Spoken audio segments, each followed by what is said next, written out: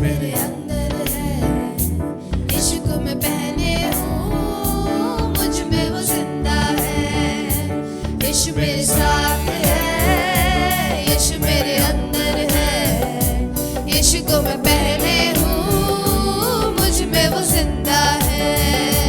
यही मेरी ताकत है, ये नहीं भूलना है। यही मेरी ताकत है, ये नहीं भूलना है। कभी नहीं भूलना है, कभी नहीं भूलना है, कभी नहीं भूलना है, कभी नहीं भूलना है। यीशु मेरे साथ है, यीशु मेरे अंदर है, यीशु को मैं पहने हूँ, मुझ में वो जिंदा है। यीशु मेरे साथ है, यीशु मेरे अंदर है, यीशु को मैं पहने हूँ, मुझ में वो जिंदा है।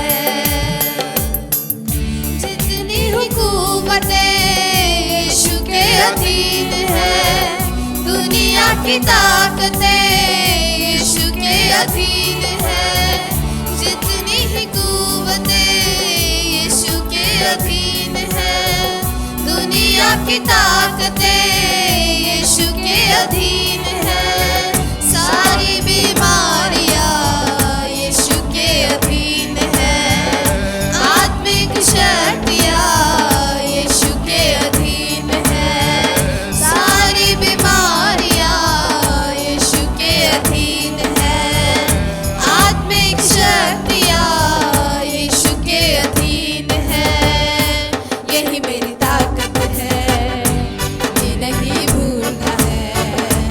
यही मेरी ताकत है, ये नहीं भूलना है। कभी नहीं भूलना है, कभी नहीं भूलना है, कभी नहीं भूलना है, कभी नहीं भूलना है। यीशु मेरे साथ है, यीशु मेरे अंदर है, यीशु को मैं पहने हूँ, मुझ में वो जिंदा है।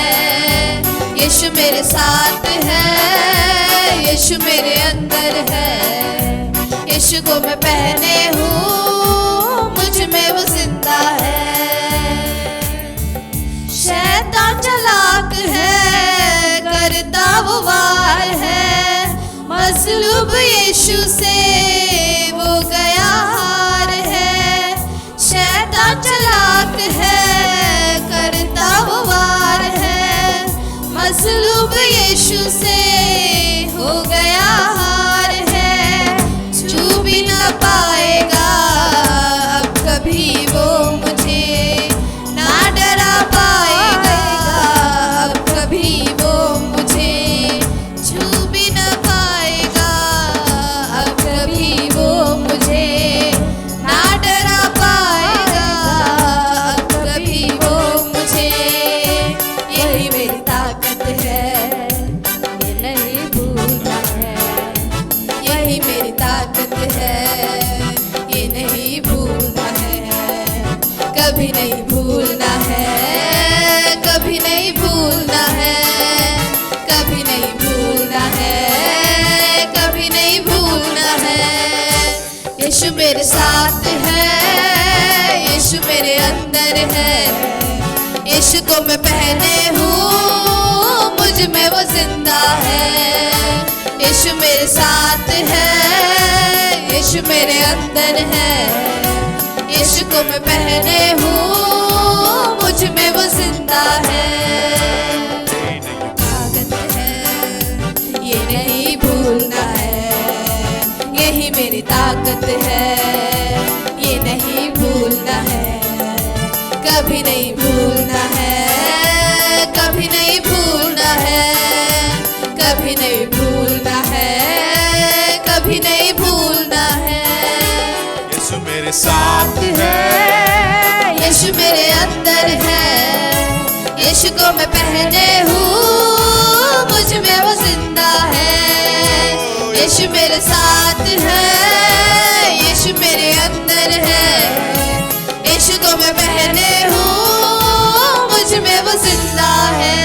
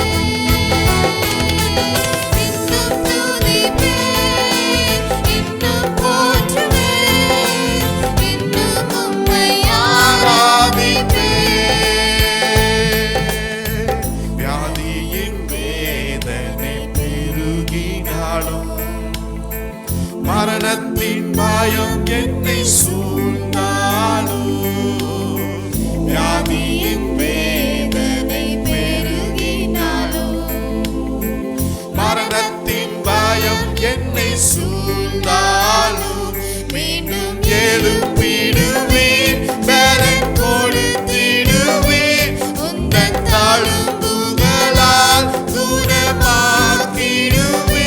மீண்டும் எழுப்பிடுவேன் பலன் கொடுத்திடுவேன் உந்தன் தழும்புகளால் என்னை குணமாக்குவேன் இன்னும் துதிப்பேன் இன்னும் போற்றுவேன் இன்னும் உம்மை ஆராதிப்பேன் இன்னும் துதிப்பேன் இன்னும் போற்றுவேன் இன்னும் உம்மை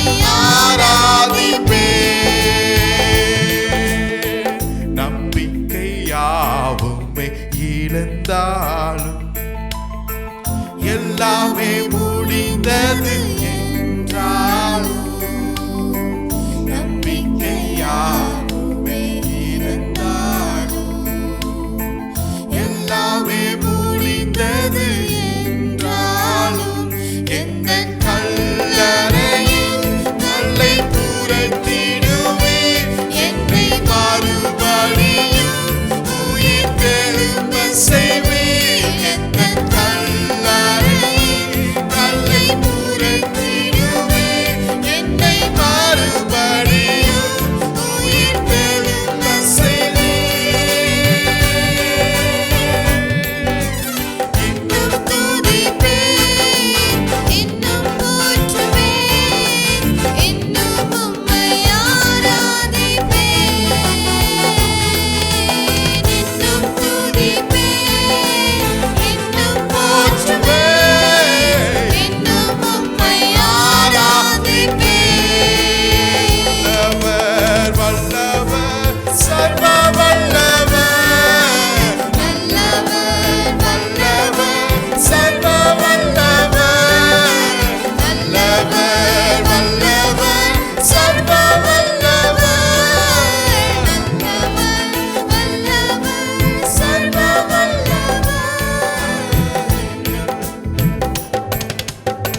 தனிமையின் எண்ணங்கள் சூழ்ந்தாலும் கண்ணீரே படுக்கையாய் மாறினாலும் தனிமையின் எண்ணங்கள் சூழ்ந்தாலும் கண்ணீரே படுக்கையாய் மாறினாலும் என்னை அரவணைத்து கட்டி எழுப்பிடுவேன் நான் இழந்தவற்றை இரட்டிப்பாய் தருவேன் என்னை அரவணைத்து கட்டி எழுப்பிடுவேன்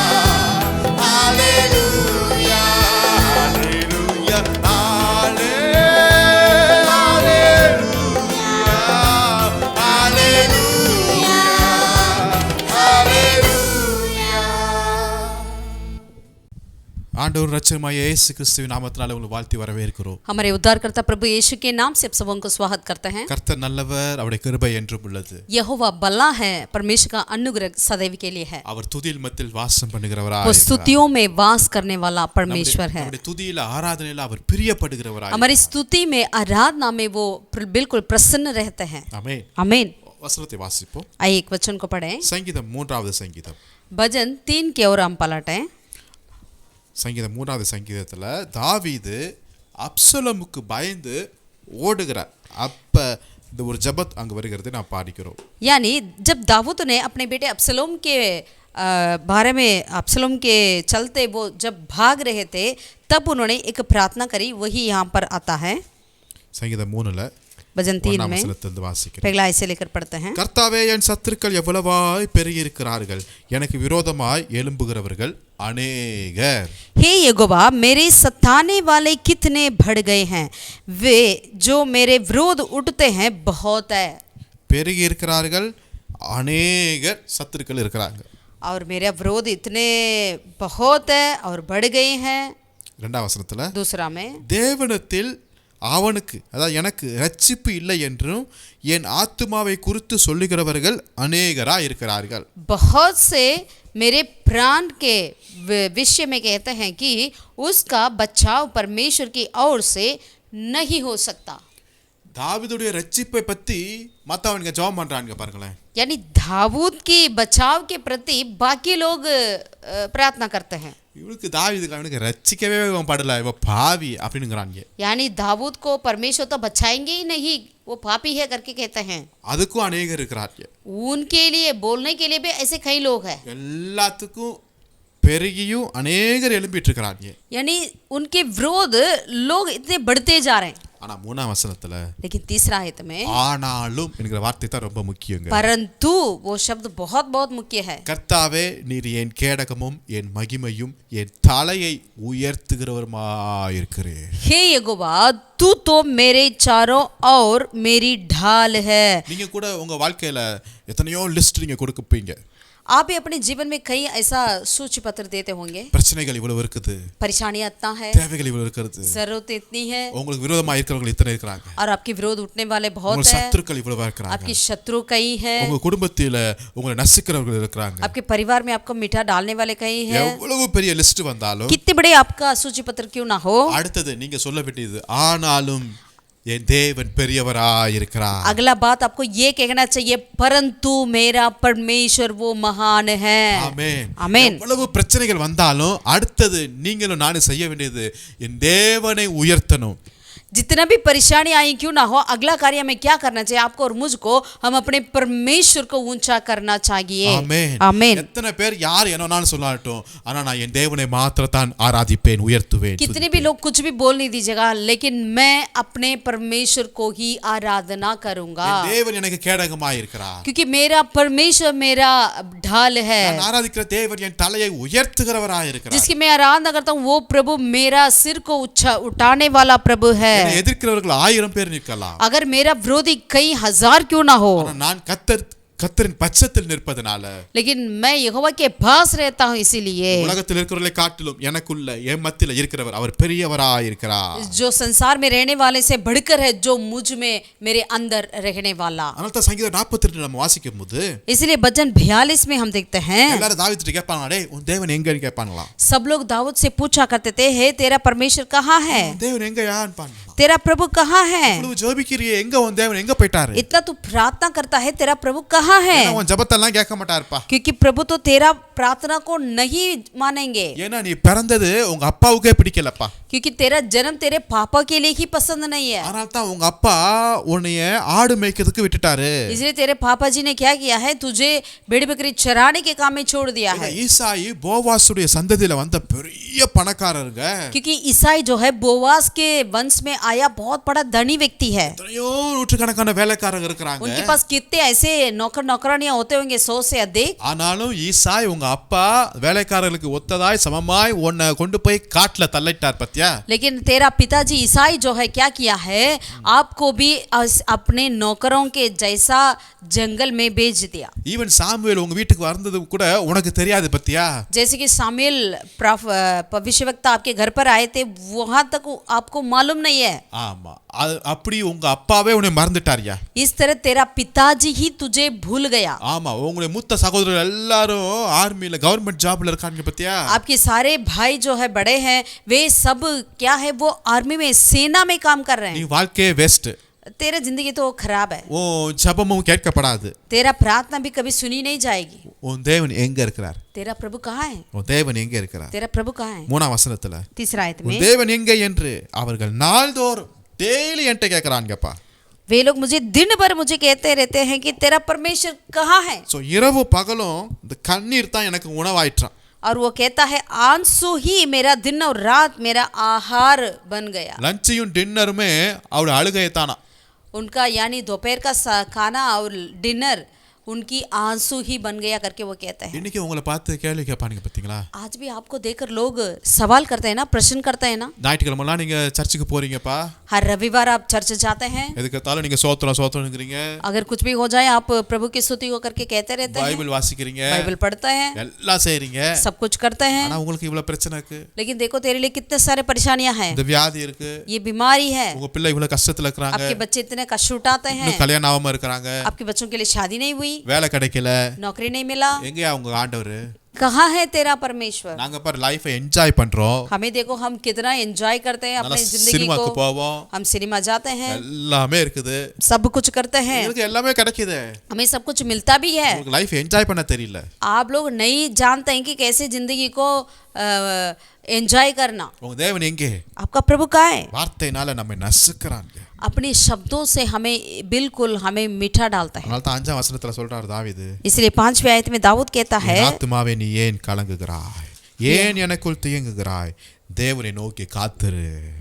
हे मेरे प्राण तू क्यों गिरा जाता है, तू अंदर ही अंदर क्यों व्याकुल है, परमेश्वर पर आशा लगाए रहे, அவர் क्योंकि சமூகத்தின் ரட்சிப்பின் நிமித்தம் நான் இன்னும் அவரை துதிப்பேன். क्योंकि मैं उसके दर्शन से उद्धार पाकर फिर उसका धन्यवाद करूंगा। நான் இன்னும் துதிப்பேன். मैं और प्रभु को धन्यवाद करूंगा। அப்படின்னா என்ன அர்த்தம்? मतलब क्या है? எத்தனை கேள்வி கேட்கறாங்களோ அதுக்கு அளவு அதிகமா நான் இன்னும் துதிப்பேன் ஐயா. जितना भी मुझसे प्रश्न पूछा जाए उससे कई ज्यादा अधिक ही मैं प्रभु को धन्यवाद करूंगा। ஆமென். आमीन। 10ஆம் வசனத்துல 10वीं आयत में திருப்பி கேட்கறாங்க, உன் தேவன் எங்கே என்று என் சத்துருக்கள் நாள்தோறும் என்னோடு சொல்லி. फिर वहां पूछा जा रहा है कि मेरे सताने वाले मुझे हर रोज निंदा करते हैं, तेरा என்னை प्रभु நிந்திப்பது कहाँ है? என் எலும்புகளை உருவ குத்துகிறது போல இருக்கிறது. और उनकी बातें ऐसा लगता है कि मेरे हड्डियों को छू छू कर देती है। அந்த வார்த்தையை பாத்தீங்களா? उनकी शब्दों को देखिए, அதாவது எதிரிகளுடைய வார்த்தைகள் இவனுடைய எலும்பையே டச் பண்ணுதான். यानी बैरियों की शब्द जो है दाऊद की हड्डियों को भी चूर चूर कर देती है। தாவீது தனக்குள்ளே சொல்றார் 11ஆம் வசனம், सो इसीलिए 11वीं आयत में दाऊद अपने आप में कहता है, என் ஆத்துமாவே நீ ஏன் கலங்குகிறாய், हे मेरे प्राण तू क्यों गिरा जाता है, ஏன் எனக்குள் தேங்குகிறாய், तू अंदर ही अंदर क्यों व्याकुल है, தேவனை நோக்கி காத்திரு, परमेश्वर पर भरोसा रख, என் முகத்துக்கு இரட்சிப்பும் என் தேவனுமாய் இருக்கிறவரை क्योंकि वह मेरे मुंह का चमक और मेरा परमेश्वर है। நான் இன்னும் துதிப்பேன், मैं फिर उसका धन्यवाद करूंगा, நான் இன்னும் அவரை துதிப்பேன். मैं और धन्यवाद करूंगा। என்னை சுத்தி எத்தனை கேள்விகள் எழுப்பினாலும் நான் मेरे இன்னும் चारों துதிப்பேன். तरफ जितना भी प्रश्न पूछा जाए और भी ज्यादा मैं धन्यवाद करूंगा। அந்த வார்த்தைகள் என் இருதயத்தை எலும்பை தொட்டு நொறுக்குனாலும் நான் இன்னும் அவரை துதிப்பேன். यदि अपने बहरियों के शब्द मेरे हड्डियों को चूर चूर करे तब भी मैं परमेश्वर को धन्यवाद करूंगा। எந்த அளவுக்கு ஆண்டவரை துதிக்கிறதுல அவன் ஈடுபாடு உள்ளவனாய் இருக்கிறான் பாருங்க. कितने ज्यादा वो परमेश्वर के धन्यवाद करने में वो लगता है, करके देखिएगा। இன்னைக்கு சில பிரச்சனை வந்த உடனே நம்ம உடனே ஸ்டாப் பண்ணிடுறோம் ஆராதனையை. आज हम थोड़ी सी परेशानी आते ही तुरंत आराधना करने वाले बातों को बंद कर देते हैं। சில காரியங்கள் வந்தபோது ஆராதனை அந்த வார்த்தைகள் அந்நிய பாஷைகள் துதி எல்லாம் ஸ்டாப் ஆயிருது. जैसे कुछ परेशानी आती है, हमारी आराधना, हमारी प्रार्थना, हमारी अन्य भाषा सब कुछ खत्म होती है। ஆனா தாவீது சொல்றாரு, நான் இன்னும் துதிப்பேன்டா, लेकिन दाऊद कहता है मैं और फिर मैं धन्यवाद करूंगा, இன்னும் துதிப்பேன், फिर मैं धन्यवाद करूंगा, நேற்றை காட்டில இன்னைக்கு இன்னும் அதிகமா துதிப்பேன், कल से आज मैं ज्यादा करूंगा, ஒரு நாளைக்கு 7 முறை கூட நான் துதிப்பேன். हर दिन में 7 बार भी मैं प्रभु को धन्यवाद करूंगा, ஏனென்றால் கர்த்தர் என் மேய்ப்பராய் இருக்கிறார், क्योंकि यह वो मेरा चरवाहा நான் है, தாழ்ச்சி அடையே, मैं कभी कुछ कमी हटी नहीं होगी, அவர் என்னை புல்லுள்ள இடங்களில் மேய்க்கிறவராய் இருக்கிறார், वो मुझे हरी हरी चराइयों में बिठाता है, அமர்ந்த தண்ணீர் அண்டையிலே நடத்துகிறவராய் இருக்கிறார், और वो मुझे सुखदाई जल के पास ले चलता है இன்னும் துதிப்பே और मैं फिर धन्यवाद இன்னும் करूंगा துதிப்பே फिर मैं धन्यवाद करूंगा ஹalleluya हालेलुया ஹalleluya हालेलुया துதிக்கிறதுல நம்ம இன்னும் அதிகமாய் வளரணும் यानी स्तुति करने में हमें और बढ़ना है துதிகள் மத்தியில் அவர் வாசம் பண்ணுகிறவராய் இருக்கிறார் क्योंकि स्तुतियों के मध्य में वो वास करता है துதி ஆராதனை அவருக்கு பிரியமா இருக்கிறது स्तुति आराधना परमेश्वर के लिए बहुत ही प्रसन्न है நமக்கு ஜெபம்னாவே நம்முடைய தேவைய காரியத்தை எல்லாம் சொல்றதே நம்ம வச்சிட்டு இருக்கிறோம் प्रार्थना बोलते ही हम अपना सूची पत्र को ही बोलते रहते हैं பட் துதிக்க ஆரம்பிங்க लेकिन हमें स्तुति करना துதி चाहिए செய்ய தொடங்கணும் போதே स्तुति करने के लिए शुरू करते ही ஒரு சத்துருக்கள் விலகி போவார்கள் आपकी शत्रु वो बिल्कुल मिट जाएंगे உங்க சத்துருக்கள் அவமானப்பட்டு போவார்கள் आपकी शत्रु अपमान पाएंगे உங்களுக்கு ஜெயம் உண்டு आपके लिए जय मिलती है யோபுடைய லைஃப் நீங்க பார்க்கும்போது ரொம்ப அற்புதமா இருக்கும் अय्यूब के जीवन में देखते हैं तो बहुत ही अद्भुत से होता है ஒண்ணாம் அதிகாரத்துல पहला अध्याय में பரலோகம் அவனை பத்தி டெஸ்ட் பண்ணி கொடுக்கிறது स्वर्ग अय्यूब के प्रति एक गवाह देती है அவன் உத்தமன் அவன் சன்மார்க்கன் தேவனுக்கு பயந்து பொல்லாப்புக்கு விலகிறவனுமா இருக்கிறான் वह खरा और सीधा था और परमेश्वर का भय मानता और बुराई से दूर रहता था ஒண்ணாம் சாப்டர் சூப்பரா ஆரம்பிக்குது पहला अध्याय बहुत ही बढ़िया से शुरू हो रही है நல்ல ஆசீர்வாதம் அவனுக்கு இருக்குது अच्छे से आशीर्वाद उनके पास रहा ஆனா இப்போ ஒரு ஆள் வர்றான் लेकिन अभी एक व्यक्ति आया ஒரு துக்கமான ஒரு செய்தியை சொல்றார் एक दुख का बातों को लेकर आया இரண்டாவது ஒரு ஆள் வரான் दूसरा एक व्यक्ति आया அவன் 16ஆம் வசனத்துல வாசிக்கிறோம் जैसे कि 16वीं आयत में पढ़ते हैं ஃபர்ஸ்ட் ஆள் பேசி கொண்டிருக்கும் போதே இன்னொருத்தன் வந்து வானத்திலிருந்து தேவனுடைய அக்கினி விழுந்துருச்சு அதனால உன்னுடைய ஆடு வேலையாட்கள் எல்லாம் சுட்டரிக்கப்பட்டு போயிடுச்சு நான் மட்டும் தப்பித்து வந்தேன்னுங்கிறான் பாருங்களேன் यानी जब पहला व्यक्ति उनसे कुछ बातें कर रहा था तब अभी ये कह ही रहा था कि दूसरा भी आकर कहने लगा परमेश्वर की आग आकाश से गिरी और उससे भेड़ बकरियां और सेवक जलकर भस्म हो गए தேவனுடைய அக்கினி வந்து என்னுடைய ஆஸ்தி எல்லாம் அக்கினி ஆயிடுச்சா यानी परमेश्वर की आग गिरकर लूत की सारी संपत्ति भस्म हो गया ஒருவேளை மின்னல் கூட வந்திருக்கலாம் இல்லையா शायद कुछ बिजली भी चलता होगा ஆனா அவனுக்கு வந்த ரிப்போர்ட்டை பாருங்களேன் लेकिन उनके पास जो आया था वो रिपोर्ट को देखिए நீ ஆராதிக்கிற உன் தேவனுடைய அக்கினி வந்து உன் ஆசீர்வாதத்தை எல்லாம் கெடுத்து போயிடுச்சுப்பா जिसकी तू आराधना करता है आपका परमेश्वर का आग आकाश से गिरकर तेरी सारी संपत्ति को खत्म कर लिया இப்படி பேசிட்டே இருக்கும்போது மூணாவது ஒரு ஆள் வர்றாரு जैसा वो दूसरा व्यक्ति कह ही रहा था तीसरा व्यक्ति भी आ गया அவர் ஒரு துக்கமான ஒரு செய்தியை சொல்றாரு वो भी एक दुख का समाचार को ले आया அவன் பேசிக்கொண்டு இருக்கும்போது நாலாவது ஒரு ஆள் வராரு जैसे तीसरा बोल ही रहा था चौथा भी एक व्यक्ति आया உங்களுடைய குமாரத்திகள் உங்கள் குமாரர்கள் எல்லாரும் இறந்துட்டாங்க तेरे बच्चे सब लड़का लड़की सब लोग मर गए இப்படி நடக்கும்போது இப்படி கேட்கும்போது நம்ம உள்ளம் என்ன மாதிரி ஒட்டச்சிருக்கும்ல जैसा ऐसा खबर हम सुनेंगे हमारा दिल कैसा होता होगा உடனே நம்ம சொல்லுகிற காரியம் வார்த்தை என்ன இருக்கும் तुरंत हम कहने वाले शब्द क्या हो सकती है ஆண்டவரே உங்களுக்கு கண்ணு இருக்கான்னு கேட்போம் हे प्रभु तेरे लिए आंख है क्या இதெல்லாம் பாக்குறீங்களா क्या आप ये सब देखते हैं அதிகாலை எழுந்து நான் ஆராதனை செய்கிறவன் தானே हर भोर को मैं तेरी आराधना किया करता था நான் உத்தமன் சன்மார்க்கன் தேவனுக்கு பயப்படுகிறோம் நீங்க சொன்னீங்க मैं खरा सीधा व्यक्ति करके आपने कहा मेरे बारे में எனக்கு இப்படியா நடக்கணும் मेरे लिए ऐसा होना है क्या அப்படித்தானே நம்ம சொல்லியிருப்போம் ऐसे ही हम कहते हैं ஆனா யோபு என்ன சொல்றாரு लेकिन अय्यूब ने क्या कहा 21 வசனத்துல 21वीं आयत में நிர்வாணியா என் தாயின் கற்பத்திலிருந்து வந்தேன் நிர்வாணியாய் அவிடத்துக்கு திரும்புவேன் கர்த்தர் கொடுத்தார் கர்த்தர் எடுத்தார் கர்த்தருடைய நாமத்திற்கு ஸ்தோத்திரம் मैं अपनी माँ के पेट से नंगा निकाला और वही नंगा लौट जाऊंगा यहोवा ने दिया और यहोवा ही ने लिया यहोवा का नाम धन्य है இவை எல்லாவற்றிலும் யோபு பாவம் செய்யவில்லை தேவனை பற்றி குறை சொல்லவும் இல்லை इन सब बातों में भी अय्यूब ने ना तो पाप किया और ना परमेश्वर पर मूर्खता से दोष लगाया 2:10 சொல்லுகிறாரு மனைவிட்ட தேவன் கையிலே நன்மையை பெற்ற நாம் தீமையை பெற வேண்டாமோ என்றார் दूसरे अध्याय का 10वीं आयत में वो कहता है उसने उसे कहा तो परमेश्वर के हाथों से जो भलाई को हमने पाया है क्या दुख भी ना ले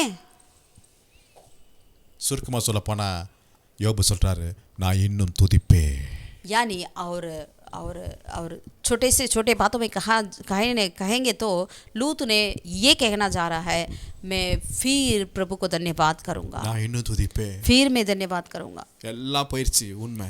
सब कुछ उनसे चला गया, என்னுடைய सच சுகம் है। போயிருச்சு உண்மை. चंगाई चला गया, सच है। என்னுடைய மனைவி என்னை தப்பா பேசுறாங்க. पत्नी ने मूर्खता की ऐसे कुछ बातें बोल रही है। என்னுடைய அருமையான க்ளோஸ் ஃப்ரெண்ட்ஸ் என்னை பத்தி தப்பா பேசுறாங்க. अपने गहरे दोस्त जो है वो मेरे विरोध बोल रहे हैं। என் கையில சம்பளம் வாங்கின வேலைக்காரங்க என்னை துச்சமாய் பார்க்கறாங்க. मेरे हाथों से जो कमाई ले रहे थे वे सारे नौकरानियां मेरे ऐसा तुच्छ देख रहे हैं। தரையில விழுந்து சொல்றான், நான் இன்னும் தேவனை துதிப்பேன். और वो जमीन पे गिरकर बोल रहा है, फिर मैं परमेश्वर को धन्यवाद करूंगा। பரலோகம் பார்த்துட்டு இருக்குதுங்க. स्वर्ग इसे देखा है। நம்ம வாயிலிருந்து வருகிற இந்த கஷ்டமான நேரத்துல வருகிற வார்த்தையை பரலோகம் கவனமாய் கேட்காது. ऐसे दुखों के बीचों में हमारे मुंह से जो शब्द निकलती है उसे स्वर्ग देखती है। பாட்டு பாடுறோம்ல தமிழ்ல, நான் இன்னும் துதிப்பேன், நான் இன்னும் துதிப்பேன் பாட்டு பாடுறோம். हम गीत भी गाते हैं, फिर मैं धन्यवाद करूंगा, फिर मैं धन्यवाद करूंगा।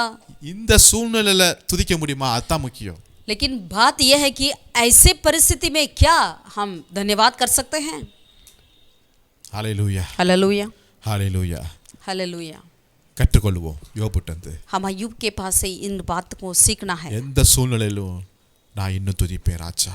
परिस्थिति कैसे भी क्यों ना हो, लेकिन हम फिर परमेश्वर को धन्यवाद ஒரு करूंगा। நாளும் என் தேவனை குறை சொல்ல மாட்டேன். कभी भी हम परमेश्वर को तुच्छ नहीं जानेंगे, हम परमेश्वर के विरोध नहीं बोलेंगे। என் வாயிலிருந்து துதி மாத்திரம் வந்து கொண்டே இருக்கு. मेरे मुंह से केवल स्तुति ही निकलेगी, கர்த்தர் பார்த்துட்டே இருக்கார். क्योंकि परमेश्वर देखते हैं। அதனால தான் கடைசி அதிகாரத்துல इसलिए अंतिम अध्याय में ஆமென் அவருடைய துதிக்கு ஒரு ஆன்சர் கிடைக்கிறது நான் பார்க்கிறோம். अय्यूब की स्तुति के लिए, धन्यवाद के लिए एक उत्तर मिला हुआ देखते हैं। ஆமென். आमीन। என்ன ஆன்சர்? क्या उत्तर था? யோபுக்கு முன் இருந்த நிலைமையை பார்க்கிலும் இரட்டிப்பான நன்மையை கர்த்தர் அவனுக்கு தந்தறினார். जो अय्यूब के पास पहले था उसका दुगना यहोवा ने उसे दे दिया है। ஆமென். आमीन। கர்த்தர் யோபின் முன்னிலைமையை பார்க்கிலும் அவன் பின்னிலைமையை ஆசீர்வதித்தார். परमेश्वर ने क्या किया था? यहोवा अय्यूब की बाद के दिनों में उसके पहले के दिनों से अधिक आशीष दिया। இதெல்லாம் நிறைய நம்ம பேசுவோம், முன்னிலைமை பின்னிலைமை ஆசீர்வாதம் எல்லாம் நிறைய பேசுவோம், தீமைக்கு பதிலாக நன்மை. ஆனால் எங்கு ஆரம்பிக்கிறது என்றால் இந்த கஷ்டமான நேரத்தில் எல்லாவற்றையும் இழந்து தவிக்கின்ற இந்த நேரத்தில் இன்னும் துதிப்பேன்னு எந்த ஒரு விசுவாசி ஊழியக்காரர்கள் துதிக்க ஆரம்பிக்கிறாங்களோ அவங்க வாழ்க்கையில தான் முன்னிலைமை காட்டணும், பின்னிலைமை ஆசீர்வாதமாக இருக்கும். हम कई बार पहले की बातों को या बाद की बातों के प्रति बहुत सारी बातें करते हैं, लेकिन क्या ऐसे परिस्थिति में हम कर सकते हैं? क्या यही बात है? अगर हम ऐसे परिस्थितियों के बीच में हम परमेश्वर को धन्यवाद करेंगे तो ज़रूर परमेश्वर आपकी बाद की दिनों में उसके पहले की दिनों को जिस तरह अय्यूब के लिए अधिक आशीष दिया वैसे आपके लिए भी करेंगे।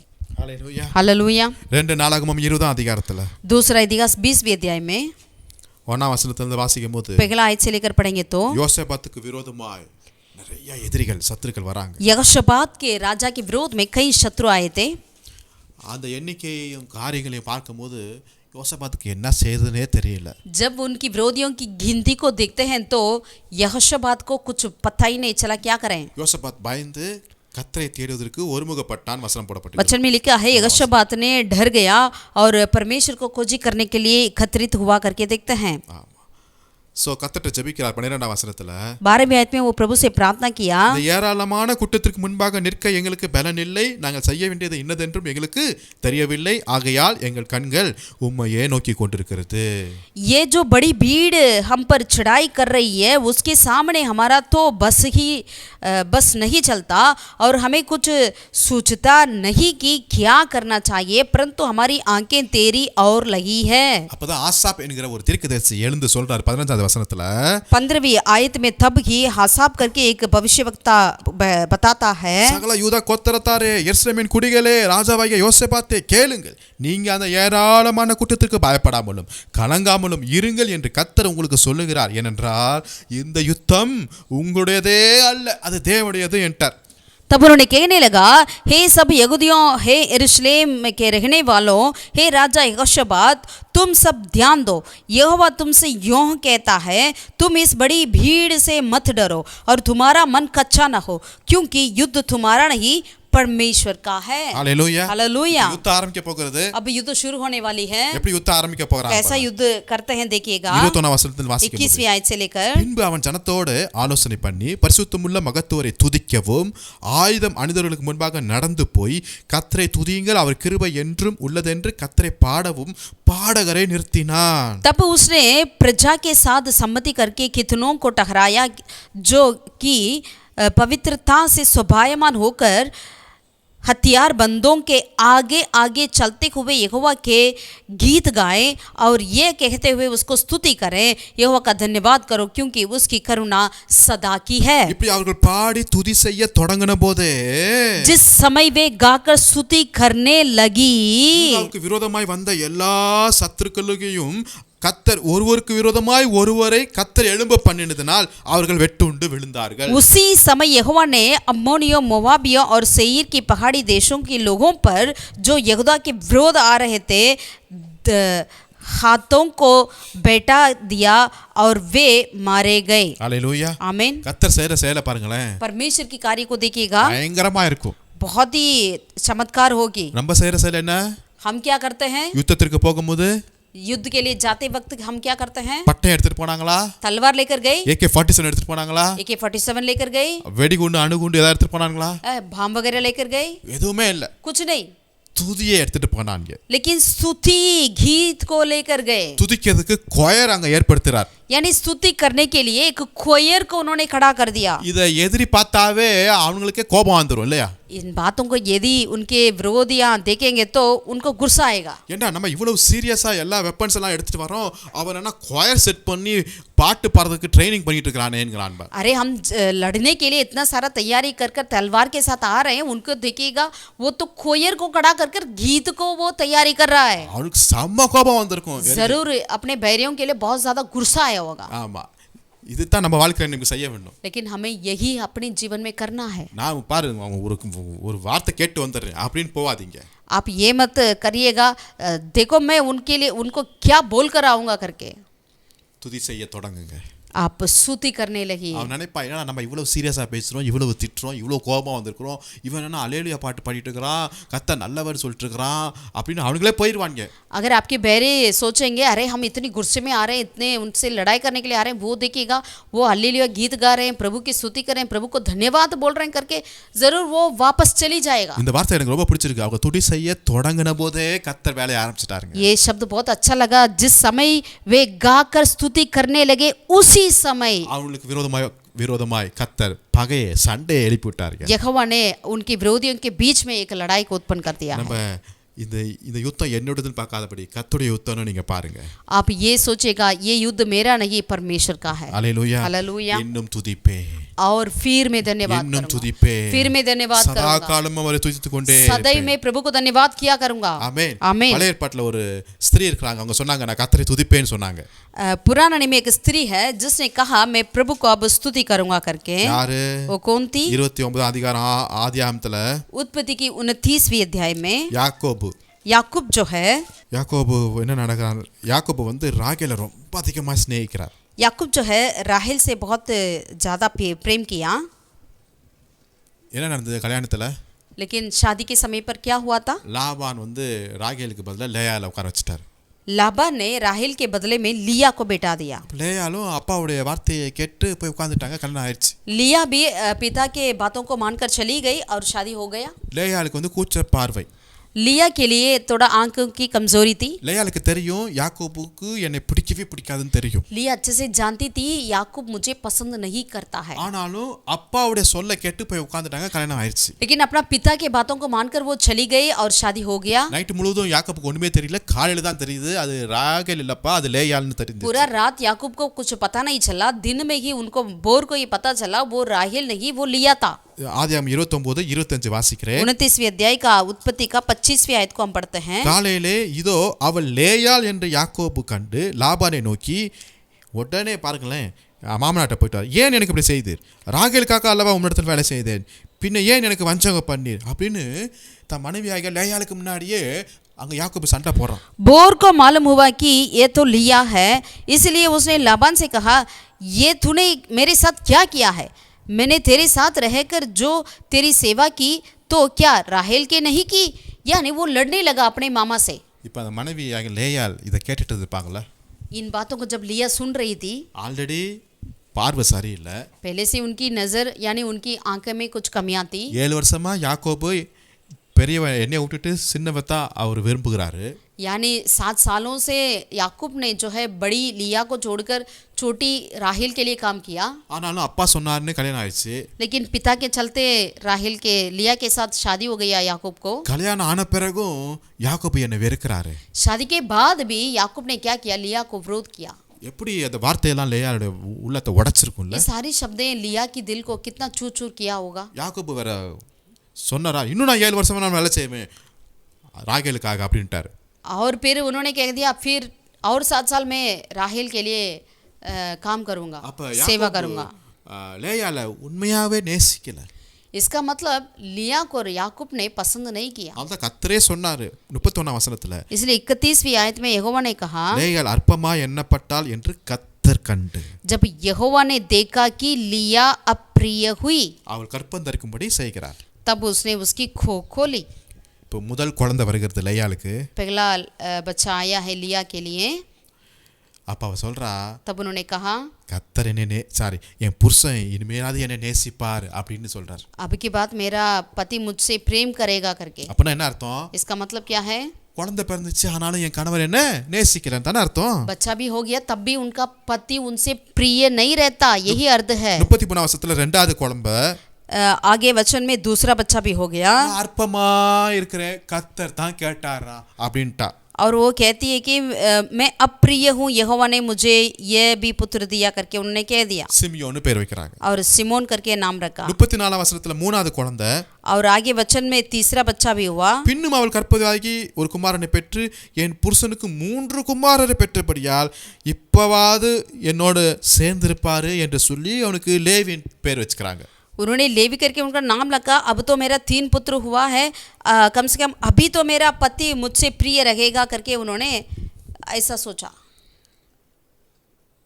3 குழந்தைகள் பிறந்தாலும் புருஷன் இன்னுமே அவளை சமாதானமாக வைக்கல, ஸ்நேகிக்கல, அன்பு கூறல, எதுவுமே இல்லை. बच्चा तो 3 हो गया, लेकिन तब भी याकूब ने लिया से इतना प्रीति नहीं रखा।